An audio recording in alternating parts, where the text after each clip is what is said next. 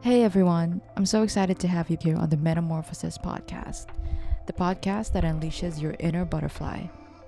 And speaking of flying, does any of you travel solo? Or if you haven't, have you ever thought about doing it? How does that thought make you feel? So, for this episode, we're going to talk about how to mentally and emotionally prepare for a solo trip.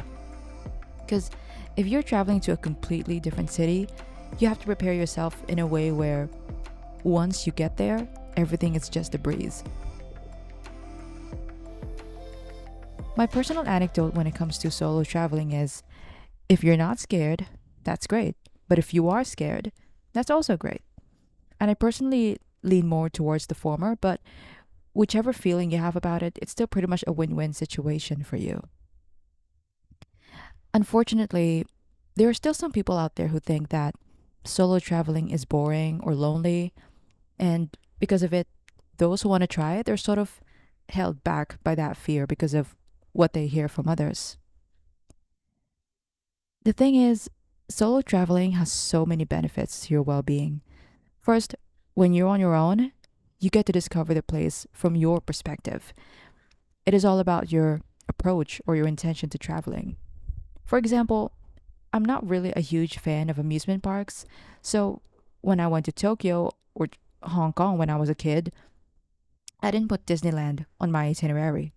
I was offered to go, but I just chose not to. I don't know why.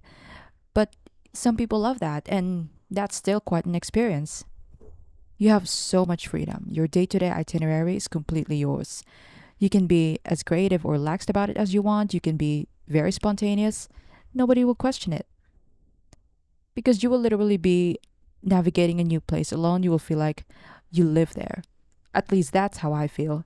It feels good when you walk around the train station with a coffee in hand and then you make it to the exit successfully because sometimes you go to like a big train station and like where is the exit? It just feels great. Before you get home, you'll think, should I live here? Next is you get to save money. You can set your own budget, stay in a hostel because frankly, traveling is not a lot of people get to experience that. So the fact that you have the resources for it, that's like one thing. And the last thing is you will develop a new sense of confidence. When you come back from another city or country, you feel like, how do I explain this?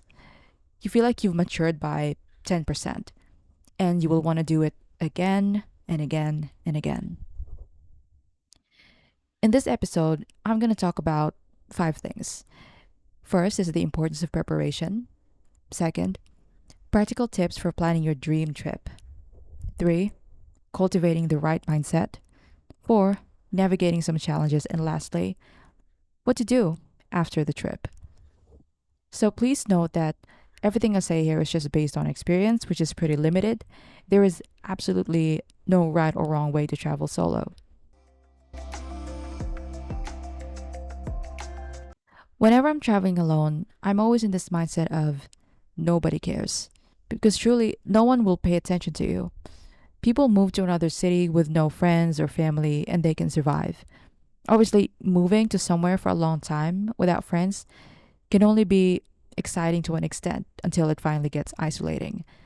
But the thing is, if they can do it for years, you can absolutely do it too in just a few days. Also, it feels really cool going to the airport alone. I don't know if that's just me. I know airports are stressful, they are fast, and you need to be very efficient.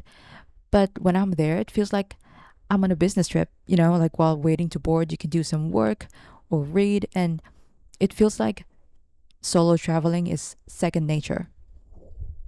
So if you're in the mindset of, oh, how I wish I was with someone, then maybe solo traveling isn't for you, and that's okay. One of the most common fears and anxieties about solo travel is safety, especially if you're a woman, which is totally understandable. I have definitely had my fair share of scary moments, like men walking next to me or some hostel staff unlocking the door without consent, which, to be fair though, that they thought the room was empty. The thing is, you can't control other people's behaviors, but you can definitely find ways to avoid it. but we'll get to that later. Next is that they say it's lonely. I can tell you because you will be so busy sightseeing, shopping, and discovering new things, you won't feel lonely at all. If you know what you're doing, it won't be lonely or boring. At least that's how I feel. It is important for you to reflect on your motivations for traveling. If you haven't thought of those yet, that's okay. I want to give you some of these motivations and just see what resonates with you. First, maybe you're going to an event. Okay, I know this doesn't sound too spiritual or whatever, but if your intentions of traveling solo is because you want to go to, say, a Taylor Swift concert, you're not going to pass up on that opportunity because you have no one to go with. So that's exactly what I did when I went to Amsterdam for the first time, which was also my first time in Europe. I didn't see Taylor Swift, by the way, but somebody else. So yeah, this is a totally perfect excuse to travel alone. Two, you want to meet new people or make new friends. Whether you want to mingle with locals or travelers, it is nice to be around people who can offer new perspectives and backgrounds. But don't go into this thinking that you will instantly make new friends and then be sad if you don't. After all, you're only there for a short amount of time and you won't see them. And I don't know, unless they, you stay in touch with them in one way or another. But if you get the chance to interact with people, just enjoy that moment and exchange social media if you'd like to keep in touch. On the other hand, if you're an introvert, this will really change you. You want to experience a new life, even just for a little while. This one hits closer to me. I travel because I want to know what it's like living in that city, for me to experience the difference. Sometimes, you can't help but compare the city to my city. This is especially evident with public transpo.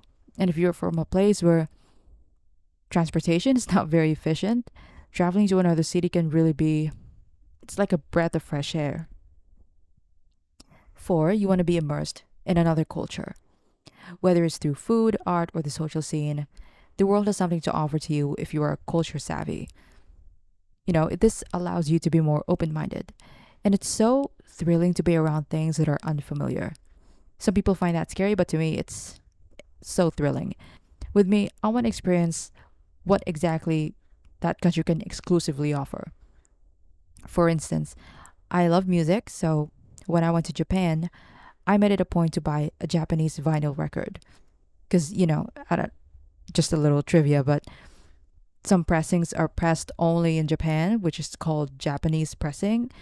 Anyway, so, and also it was much cheaper there as well. So, or if you want to go to Italy, maybe you want to buy handmade pasta.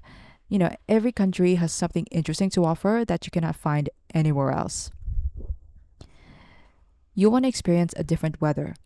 This is precisely the reason why Westerners move to a tropical country like Bali. And if you're from a humid country, maybe you want to experience winter and wear cool winter clothes. You want to share that experience with yourself or for everyone.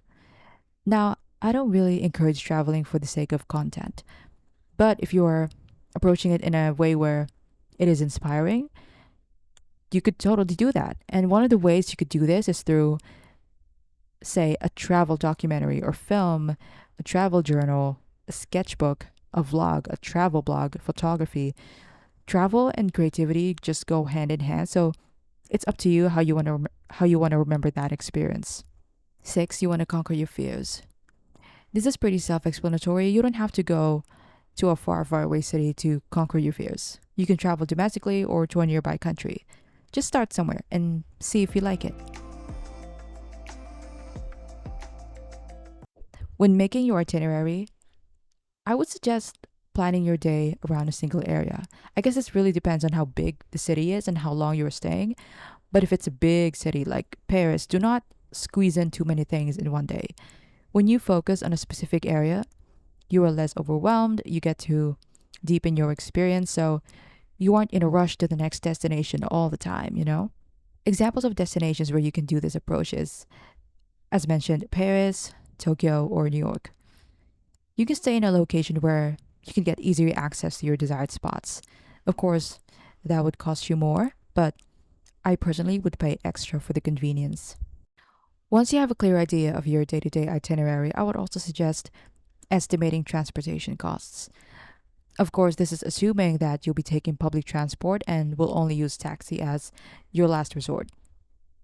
I personally use Google Maps, but you can also find local apps that can give you a more accurate breakdown of the fare. So one way to save money on transpo is to purchase tickets online. And I believe you can do this if you're either going to and from the airport or if you're traveling to another city. So I literally calculate the cost from point A to B. And once I get all that, I make sure to accommodate a sufficient budget for transportation. In Copenhagen, I haven't been there, but I hope one day. They have this card for tourists called the Copenhagen card, which is a card that gives you free entrance to top attractions with free unlimited transportation for a certain number of days. So I think that's a great deal, and this is just one example of how cities can offer visitors cost-efficient ways to enjoy their time. So remember what I said earlier about nobody cares if you're alone? I know it sounds harsh, but when you're in another city, everybody just minds their own business, especially if it's a busy city. So don't be afraid to eat out alone, drink coffee alone, go shopping alone, spend an afternoon in the park alone. Hell, I even went to the cinema alone at one point. After all, you're not the only one navigating that place alone. I can tell you that. It's really not a big deal. I promise. I mean, who knows? You might even strike up an interesting conversation with someone. Act as if you live there. Fake it till you make it, they said. And that is also the beauty of solo traveling. You get to possess the confidence of an independent person, and no new place can take that away from you. It is also important to blend in. Find out how the locals dress during that season, learn a bit of their language, understand the customs and traditions, find out what things are frowned upon or are taboo. Most importantly, behave normally. As we all know, we've seen those videos and stories of tourists who are just being disrespectful or have little regard to the local society, whether that's being loud on the train, vandalizing, getting wasted. Please just don't be that person. Find more local restaurants and cafes, places where not a lot of people go to. Next, find cultural experiences that you can enjoy with a group. Go to a website like Klook. This is not sponsored, okay? And book yourself a unique experience. That way, not only do you get to meet other people, but you get to learn something new. And that's always fun, you know? If you feel like you're getting lost, just keep walking. If you're not in a rush, maybe you get to discover some unexpected gems. But if you really need to go to a certain place and you're kind of getting lost, just stop walking, go to a corner, and Google your route. I swear, you don't want to be the kind of person that stops walking in the middle of the street. So, circling back to what I said earlier about being followed, if that happens to you, just keep walking and ignore them. And whatever you do, don't look them in the eye. Should you stay out all night in a totally different country? In my opinion, you absolutely can. I mean, why not, right? But just be mindful of the train schedule, the streets you're going to pass by, and the neighborhood around your hostel. Are there still people around? Is it well lit? And obviously, if you haven't been to your hostel, you can always ask the staff if what is the neighborhood like at night. To recap, we've discussed several key methods for mentally and emotionally preparing for a solo trip, reflecting on your motivations, planning your itinerary around specific areas, estimating transportation costs, embracing solitude, and immersing yourself in the local experience. Remember, solo travel is not just about the destination, but about the personal growth and the self discovery that you get to take home from it. It's an opportunity to challenge yourself, step out of your comfort zone, and create unforgettable memories that are uniquely yours. Thank you so much for tuning into this episode. And next week, we're going to talk about how to love your job without making it your whole identity.